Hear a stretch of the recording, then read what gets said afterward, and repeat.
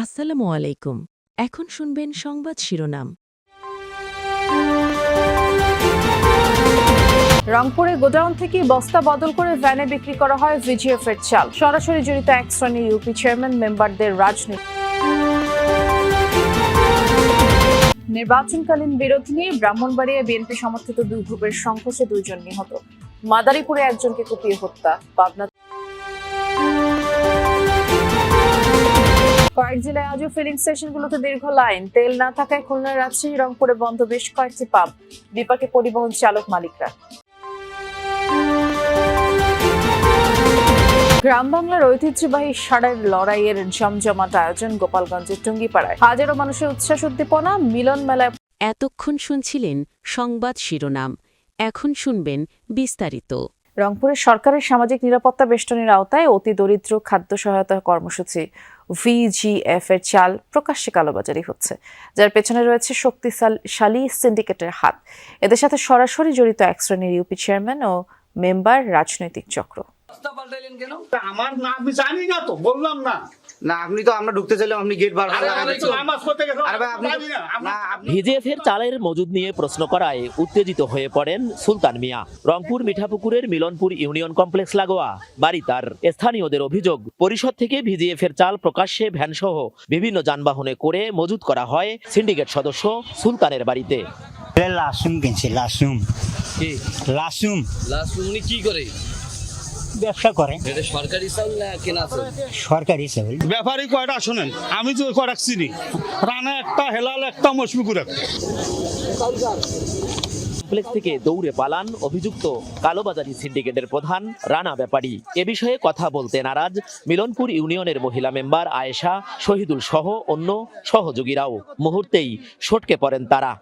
চেয়ারম্যানের যেখান থেকে দিতেছে ওখান থেকে ওরা বস্তা ওই খুলে এই বস্তা ঢুকে নিয়ে যাচ্ছে আর কি।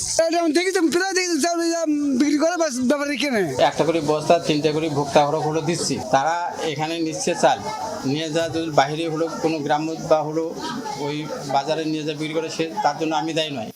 মাঠে স্লিপ হাতে অনেকে ঘোরাঘুরি করলেও তাদের না দিয়ে প্রকাশ্যেই ইউপি কমপ্লেক্সে বিক্রি করা হয় ভিজিএফের বরাদ্দকৃত চাল। এ নিয়ে ক্ষুব্ধ স্থানীয়রা। তাদের অভিযোগ, নির্বাচনী বিরোধের জের ধরে বিএনপির 2 সমর্থক গ্রুপের সংঘর্ষে 2 জন নিহত হয়েছেন, অন্তত 40 জন আহত হয়েছেন। সকালে নাসিরনগরে এই ঘটনা ঘটে। পরিস্থিতি নিয়ন্ত্রণে এলাকায় অতিরিক্ত পুলিশ মোতায়েন রয়েছে। এদিকে মাদারীপুরের রাজৈরে সালিশ বৈঠকে একজনকে কুপিয়ে হত্যা করা হয়েছে।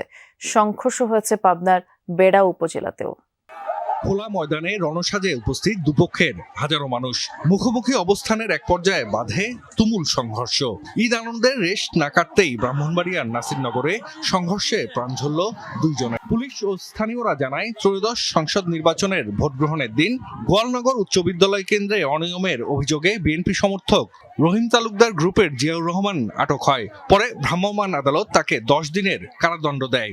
সম্প্রতি এ নিয়ে বিএনপি সমর্থক কাশিম মিয়া গ্রুপের শিশু মিয়া নামে একজনকে দায়ী করে তাকে মারধর করে জিয়াউর। এর জেরে গেল সপ্তাহে এক দফা সংঘর্ষের পর আজ আবারও সংঘাতে জড়ায় দুপক্ষ। সংঘর্ষের সময় ঘটনাস্থলে নিহত হন আক্তার মিয়া নামে একজন। খবর পেয়ে পরিস্থিতি নিয়ন্ত্রণে আনে পুলিশ। আহতদের হাসপাতালে নেওয়া হলে সেখানে মারা যান হাবিবুর রহমান নামে আরেকজন। তিনি স্থানীয় একটি মসজিদের ইমাম ছিলেন। রাজনৈতিক দ্বন্দ্ব আছে, পূর্বশত্রুতা আছে, বিভিন্ন বিষয় আছে এখানে। ঈদের 2 দিনের পর থেকে উত্তেজনা। আমরা অনেকবার বোঝানোর চেষ্টা করছি, যেহেতু এমবিসি দিন বাবু ছিল, তারা কারো কথা শোনে না। আজকে সকালে তারা 2 পক্ষ ইচ্ছারা হয়েছে। এদিকে মাদারীপুরের রাজৌরে সালিশ বৈঠকে এক ব্যক্তিকে কুপিয়ে হত্যা করেছে প্রতিপক্ষের লোকজন।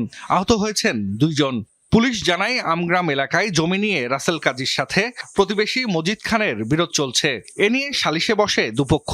বাক বিতণ্ডার এক পর্যায়ে রাসেলের শ্বশুর জাকির শেখকে কুপিয়ে হত্যা করে প্রতিপক্ষের লোকজন। এ সময় গুরুতর আহত হন জাকিরের স্ত্রী ও মেয়ে। পরে অভিযুক্তদের বাড়িঘরে আগুন দেয় বিক্ষুব্ধরা। দেশের বিভিন্ন জেলায় জ্বালানি তেলের পাম্পগুলোতে আজও ক্রেতাদের ভিড় রয়েছে। রেশনিং পদ্ধতিতে তেল দেওয়া হচ্ছে। রাজশাহী নগরীর ফিলিং স্টেশনগুলোর বেশিরভাগগুলোতে তেল না পেয়ে ক্রেতারা ক্ষোভ প্রকাশ করেছেন। হাতে গোনা কয়েকটা ফিলিং স্টেশনে তেল মিললেও রেশনিং করে দেওয়ায় গ্রাহকদের চাহিদা মিটছে না। 2-1টি স্থানে শুধু ডিজেল মিলছে, তাও আবার চাহিদার তুলনায় কম। সাতক্ষীরায় পাম্পে ঘন্টার পর ঘন্টা দাঁড়িয়ে থেকেও জ্বালানি মিলছে না। ক্রেতাদের অভিযোগ, পাম্পে তেল না দিয়ে খোলা বাজারে বিক্রি করা হচ্ছে, সেখানে সরকার নির্ধারিত দামের চেয়েও বেশি দরে বিক্রি করা হচ্ছে। কর্মদিবসেও বন্ধ রয়েছে নারায়ণগঞ্জ, রূপগঞ্জের বেশিরভাগ পেট্রোল পাম্প। অকটেন পেট্রোল কোথাও মিলছে না, ডিজেল পাওয়া গেলেও তা চাহিদার তুলনায় অপ্রতুল। বিক্রেতাদের দাবি, ডিপো থেকে পর্যাপ্ত তেল সরবরাহ না হওয়া এমন পরিস্থিতি। এদিকে পাম্প মালিকদের উদ্বেগের কারণে বিভিন্ন জেলায় পাম্পে পুলিশের পাশাপাশি সেনা সদস্যদের নিরাপত্তার দায়িত্ব পালন করতে দেখা গেছে। 2টা পেট্রোল পাম্প ঘুরে আসছি, ওখানে 1.5 ঘন্টা সিরিয়াল দিয়ে রাখছিলাম। তারপরে ওরা বলে কারেন্ট নাই, তেল নাই, এরকম করে 9টা থেকে সিরিয়াল দিয়ে আসতেছি, এই যে এই পর্যন্ত এখনো সিরিয়াল শেষ হয় নাই। আমরা পাম্পে গেলে 200 টাকার বেশি তেল পাচ্ছি না। 200 টাকার তেলে বাসায় যাচ্ছি, বাসা থেকে পাম্পে আসতেছি, এর মধ্যেই শেষ।